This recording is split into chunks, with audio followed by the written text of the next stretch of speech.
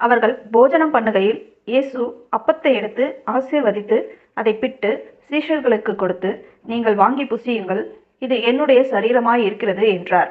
பின்பு பாத்திரத்தையும் எடுத்து ஸ்தோத்திரம் பண்ணி அவர்களுக்கு கொடுத்து, நீங்கள் எல்லாரும் இதிலே பானம் பண்ணுங்கள், இது பாவ மன்னிப்புண்டாகும்படி அநேகருக்காக சிந்தப்படுகிற புது உடன்படிக்கைக்குரிய என்னுடைய இரத்தமாய் இருக்கிறது. இங்கே இவர்கள் என்ன செய்து கொண்டிருக்கிறார்கள்? இயேசுவும் அவருடைய சீஷர்களும் என்ன செய்து கொண்டிருக்கிறார்கள்? வாசிப்போம். மத்தேயு 26 அதிகாரம் 17 முதல் 19 வசனம் வரை.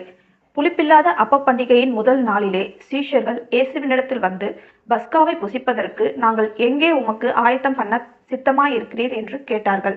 அதற்கு அவர், நீங்கள் நகரத்திலே இன்னாரிடத்திற்கு போய், என் வேலை சமீபமாயிருக்கிறது, உன் வீட்டிலே என் சீஷரோட கூட பஸ்காவை ஆசரிப்பேன் என்று போதகர் சொல்லுகிறார் என்று அவனுக்கு சொல்லுங்கள் என்றார். இயேசு கற்பித்தபடி சீஷர்கள்